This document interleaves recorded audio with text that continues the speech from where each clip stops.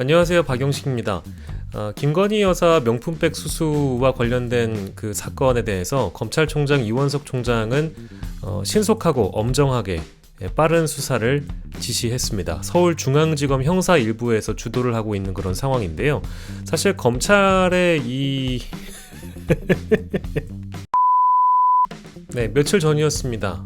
이원석 검찰총장이 김건희 여사 명품백 수수와 관련된 사건 수사를 엄정하고 빠르게 처리하라는 지시를 내렸죠. 서울중앙지검 형사 1부가 현재 주도하고 있는 상황인데요. 검찰은 특수부 검사까지 파견을 받아서 전담 수사팀을 꾸려서 아주 발빠른 수사에 들어간 상황입니다. 그런데 이 상황을 둘러싸고 여러 가지 해석들이 나오고 있는데요. 저도 이미 저의 방송에서 밝힌 적이 있습니다만 검찰의 진짜 의중을 파악하기 위해선 이 수사의 방식이나 형식, 어떻게 전개가 될 것인지도 중요하고요. 어떤 법리를 적용하는지도 매우 중요한 상황입니다. 많은 법조인들이 얘기를 하고 있지만 사실 언론들이 얘기하고 있는 이 청탁금지법 적용과 관련돼서는 검찰의 신용이라는 그런 평가들이 많이 나오고 있는데요. 지난해 2023년 11월 27일에 저와 장인수 기자가 서울의 소리를 포함한 여러 플랫폼을 통해서 이미 보도를 했습니다만 김건희 여사 디올백 수수와 관련된 이 사건은 이미 5개월이 지난 시점에 게다가 총선이 끝난 이후에 이 사건은 전면에 다시 등장하게 됐습니다. 그러다 보니까 이런저런 의혹들을 많이 낳고 있는데요. 검찰이 디올백 수사를 전면에 내걸고 사실상 가장 핵심일지 모르는 주가 조작 의혹 수사를 덮으려고 하는 거 아니냐, 이슈가 이슈를 덮는 대한민국이다 보니까 그런 것도 불가능하진 않을 것 같고요. 다만 법리적으로 비춰봤을 때 혐의 적용이 크게는 세 가지로 볼 수 있는 것 같은데요. 첫 번째가 바로 청탁금지법, 그리고 뇌물수수와 관련된 뇌물죄 혐의 적용이 가능하냐 가능하지 않냐라는 부분입니다. 그런데 여기서 하나 빼놓고 있는 부분이 있어서 저희가 오늘은 짚고 가려고 해요. 바로 알선수재죄 혐의 적용을 적극 검토해야 된다는 목소리가 높아지고 있기 때문입니다. 김건희 여사의 명품백 수수와 관련해서 언론 등을 통해 일반적으로 제기되는 혐의는 청탁금지법 위반이기 때문에 청탁금지법은 공직자의 배우자가 공직자 직무와 관련해 1회에 100만원 또는 연간 300만원을 넘는 금품을 받거나 요구해선 안 된다고 규정을 하고 있습니다. 직무 관련성이 실제 인정이 된다고 하더라도 공직자가 아닌 배우자와 관련해선 처벌 조항이 없기 때문에 청탁금지법은 김건희 여사를 사실 수사 하나마나 적용이 어려운 법리겠죠. 만약에 그렇다면 윤석열 대통령을 수사하면 되는 거 아니냐라는 그런 의구심이 드시겠습니다만 사실 대통령의 경우에는 청탁금지법은 배우자의 금품 수수 사실을 안 경우에는 지체 없이 소속 기관장에게 서면으로 신고하는 의무를 부과하고 있어서 윤 대통령이 김건희 여사의 명품백 수수를 언제 인지했는가, 또 실제 서면으로 신고했는가, 이런 것들이 쟁점이 되어 있지만 위법 여부를 따지는 것도 법리상 어려워 보이긴 합니다. 즉 다시 정리하자면 대통령과 김건희 여사를 청탁금지법으로 처벌하는 게 어려울 수 있다. 사실 이 분석은 지금 이 시기에만 했던 것이 아니라 제 지난 방송을 돌려보시면 이미 작년 12월에 11월에도 라이브 방송을 통해서 여러 번 언급한 적이 있어서요. 그리 신기하진 않습니다. 다만 여기에서 적용될 수 있는 부분은 바로 뇌물죄와 관련된 부분인데요. 뇌물죄가 인정되려면 직무 관련성에서 더 나아가야 되는 부분이 있죠. 바로 여러분들이 잘 아시는 것처럼 바로 대가성입니다. 물론 일각에서는 윤석열 대통령이 특검 당시에 수사했던 그 박근혜 전 대통령과 최순실, 즉 경제 공동체라는 논리를 가지고 실제 처벌을 했기 때문에 아니 부부가 경제 공동체인데 뇌물죄 적용이 뭐가 어렵냐, 포괄적으로 해서 적용하면 된다라는 그런 말들도 하는 것 같아요. 다만 이 금품 수수 과정, 즉 디올백을 수수하는 과정에서 윤 대통령의 공모 또는 묵인의 정황, 이런 것들이 구체적으로 나오려면 국정농단 당시의 수사와 비교해 봤을 때 그리 쉽지 않은 수사가 될 것이다 라는 그런 전망들도 있어서, 물론 뇌물죄 혐의에 대한 적용 여부는 좀 따져봐야 되겠습니다만 수사로 들어가게 된다면 이것을 밝혀내기가 매우 어렵지 않을까, 즉 공모의 정황을 확보할 수 있느냐, 우리가 여기까지 좀 내다봐야 될 것 같습니다. 비단 가방을 준 행위뿐만 아니라 실제 최재형 목사는 리셉션이라고 부르는 취임식 이후에 이재용 삼성전자 부회장이나 여러 VIP들이 참석한 대통령을 만나는 행사, 영부인을 만나는 행사에도 참석하거든요. 이제 그런 것들을 대가성으로 엮는다면 충분히 엮어질 수 있지 않겠나? 그런 시각들도 있는 것 같아요. 지금 이 자리에서 단언할 수는 없는 것 같아요.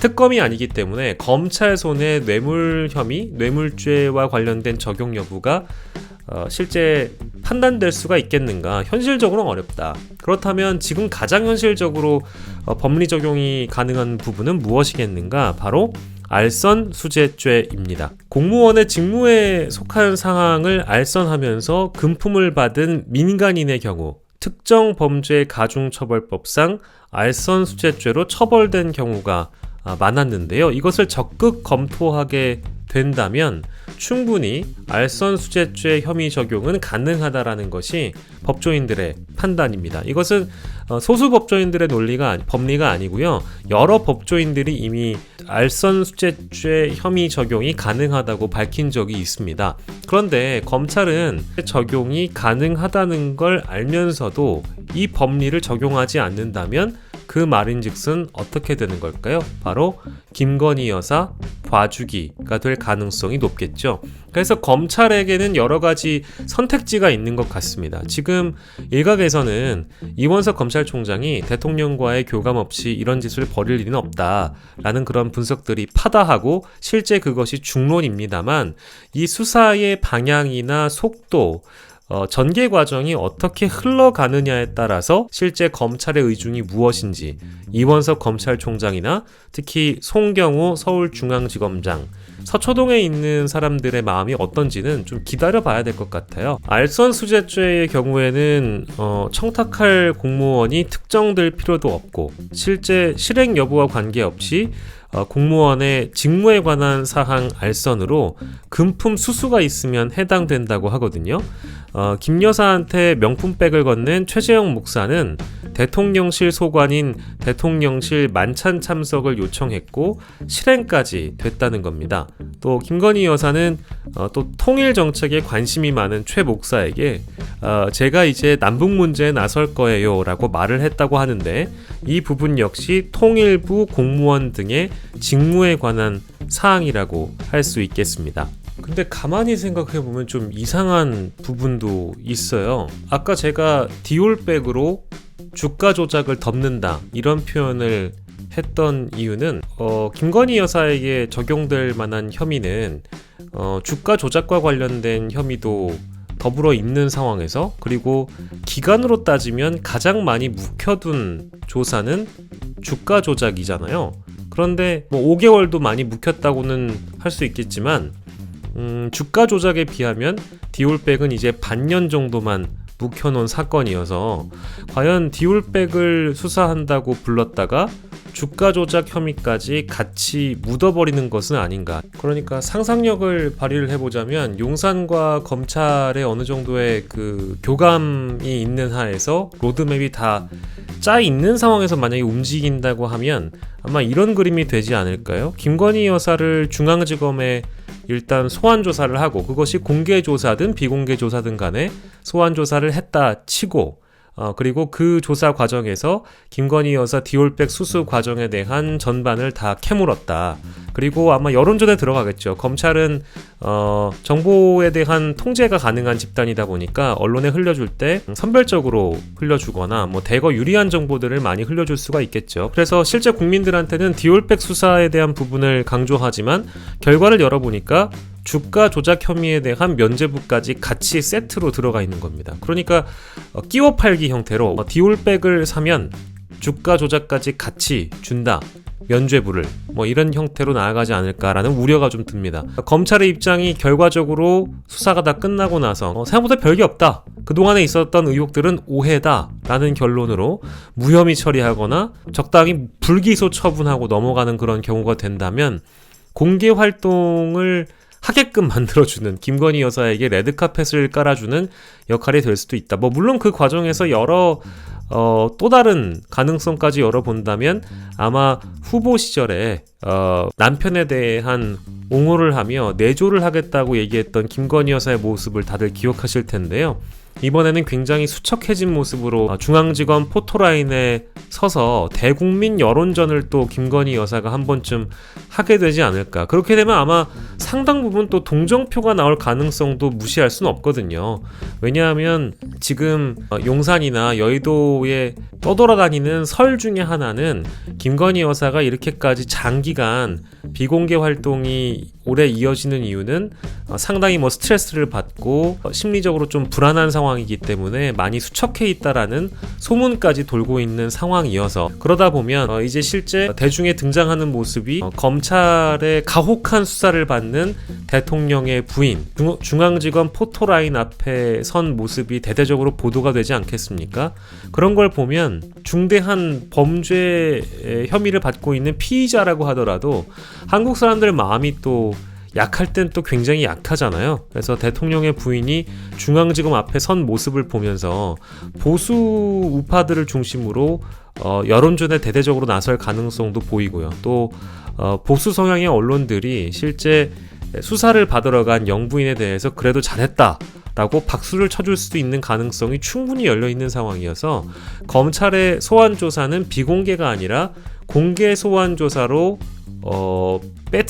강한 배팅을 용산과의 교감하에 하게 된다면 지금의 상황이 어떻게 뒤집혀지게 될지 아무도 예상하기가 힘든 그런 상황이 된 것 같습니다. 아무튼 공개 소환 조사까지 이루어지게 된다면 엄청나게 큰 빅 이슈가 또 한번 터지게 되는 것이고, 그런 상황 속에서 용산과 여당이 만약에 또 여론전을 하게 된다면 특검에 대한 필요성이 상당 부분 희석될 가능성도 무시할 수는 없겠죠. 하지만 제 주장을 한다면 22대 국회에서 범야권이 발의하게 될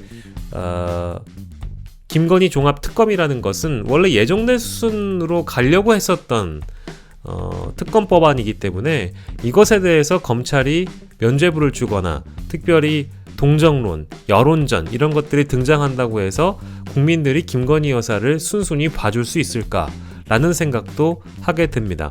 어쨌든 결론적으로 오늘 하고 싶은 얘기는, 실제로 이원석 검찰총장과 검찰의 수사 의지를 보려면 청탁금지법이나 뇌물죄 적용이 아니라 알선수재죄라는 법리 적용이 간단해 보이는, 그리고 가능성이 상당히 높은, 재판에 넘어가더라도 공소 유지가 유리한 이 혐의 적용이 가능한가, 알선수재죄를 검토하느냐 하지 않느냐에 대한 여부가 있는 것 같고요.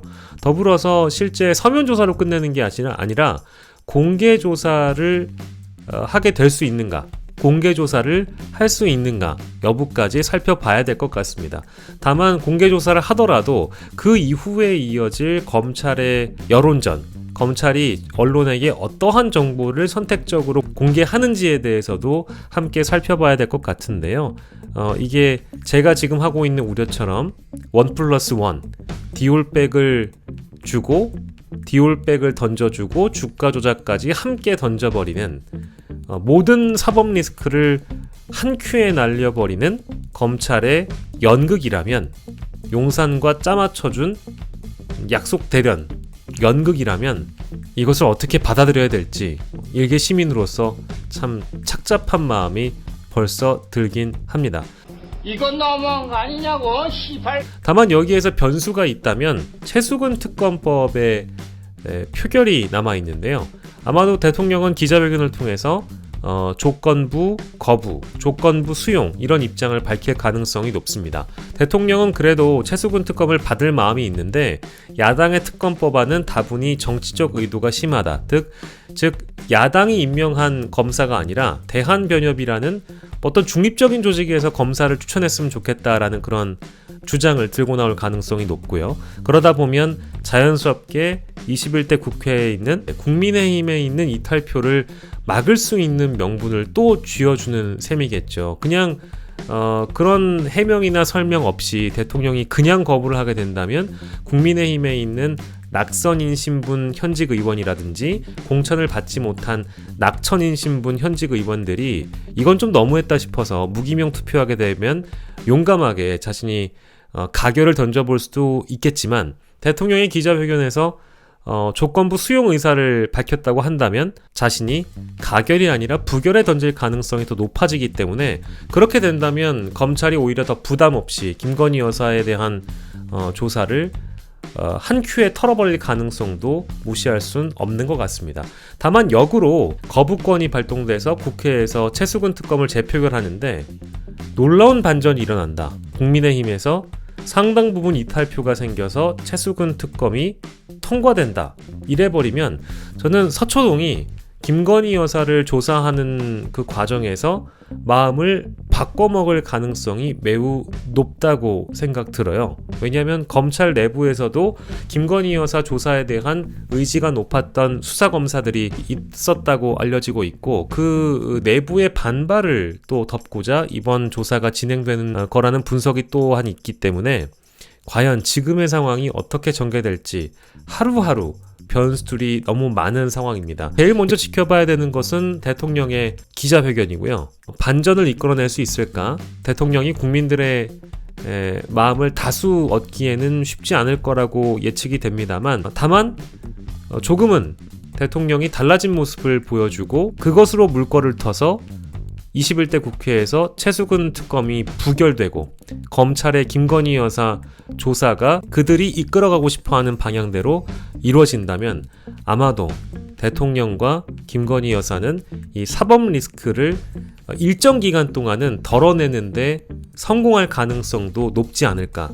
다만 22대 국회에서는 다른 구성으로 범야권이 똘똘 뭉칠 가능성이 높기 때문에 이런 움직임 자체가 국민 여론에게 굉장히 좋지 않게 비춰진다면 오히려 특검에 대한 필요성은 훨씬 더 커지고 국민들의 여론이 반작용을 세게 걸 가능성도 있어 보입니다. 그렇게 된다면 특검은 오히려 더 탄력을 붙게 되겠죠. 지금처럼 전국에 대한 전망이 어려운 상황이 또 없었던 것 같은데요. 지금 제 나름대로 정리를 해본 내용은 결국 이원석 검찰총장의 입으로부터 시작된 김건희 여사의 이 조사가 김건희 여사 디올백 수수 사건에 대한 조사가 어떠한 방향으로 흘러가게 될지 또 용산이 앞으로 어떤 메시지 관리를 통해서 향후 전국에 어떤 영향을 끼칠지 다양한 변수들이 열려있는 상황입니다. 또한 여의도의 움직임을 또 주시해 봐야 될 것 같고요. 오늘 제가 정리한 내용은 여기까지인데요. 여러분들에게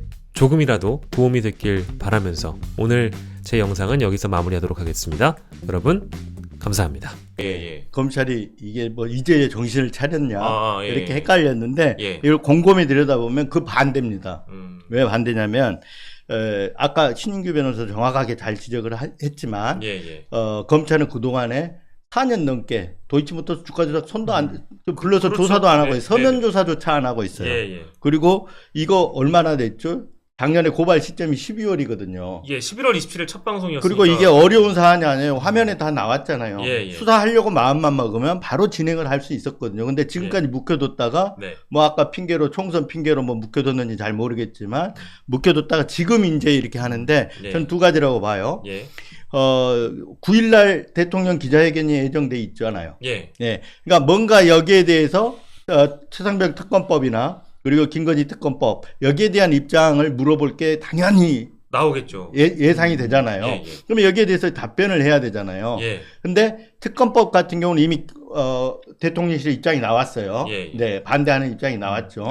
그렇지만 이거 김건희 특검법과 도이치모터스 주가 조작 의혹 이 부분 그리고 명품법 부분 이 부분에 대해 입장을 얘기를 해야 돼요. 그 설명을 하려고 그러면 뭔가 액션을 그 앞에 취해줘야 된다는 거죠. 이게 하나 있고 또 하나는 결국은 특검 방어쇼라는 거예요. 특검 방어쇼 검찰 입장에서 특검 방어쇼예요. 그래서 신인규 변호사 아까 잘 지적을 하셨는데 지금 일반 고정관념은 이렇게 돼 청탁금지법의 위반이다 이렇게 돼 있는데 근데 가서 보면 처벌 조항이 없어요. 그러니까 그걸로 그냥 이렇게 뭉기적뭉기적하다 그냥 덮으려고 하는 거 아닌가 이렇게 볼 수 그렇게 갈 가능성이 있어요. 하지만 아까 뇌물죄 얘기했는데 저는 이거야말로 그 그러니까 검찰이 승부수를 노리는 거냐 쇼냐 이걸 가늠자가 뭐냐면 알선수재죄라는 거예요. 알선수재. 예. 그러니까 김건희 여사 공무원은 아니잖아요. 공무원의 직무에 관한 사항에 대해서 알선하고 금품을 수사한 경우는 알선수재에 해당이 되거든요. 과거에 그렇게 해서 처벌받은 사람들이 수두룩해요. 대표적으로 예전에 혹시 기억하실지 모르지만 임창열 경기지사의 전 부인 조혜란 여사가 조혜란 씨가 그 건축 허가 관련해 가지고 돈을 받은 게 있었거든요. 사전세인데 공무원이 아니란 말이에요. 직무에 관한 사항에서 받았는데 그게 알선수재 적용이 됐어요. 그리고 과거에 그러니까 사적 뇌물죄죠. 사적. 그렇죠. 김영삼 전 대통령 아들 현철 씨도 민간인이잖아요. 근데 이제 공무원에 관한 뭐 하여튼 직무 관련해 가지고 돈을 받았다가 알선수재죄가 적용이 됐거든요. 그래서 알선수재죄를 적용하느냐 안 하느냐 이게 저는 이 사건에 검찰이 정말 정신을 차렸냐 아니면 쇼를 하느냐 이거에 이 가늠자가 될 수 있다 이렇게 보고 있습니다. 알량한 법 기술을 부리지 않으면 그러니까 이제 청탁금지법에 집중할 이유는 우리가 없고 왜냐하면 어차피 배우자는 처벌 대상이 아니니까 그걸 제껴놓는다고 하더라도 아까 이제 크게 보면 뇌물죄까지도 해서 굉장히 수사의 갈래가 넓게 뻗어나갈 수 있지만 더 면밀하게 들어가 보면 알선수재 혐의를 적용하면 처벌 대상이 되는 것인데 이것까지 적용하는지 안 하는지도 봐야 된다.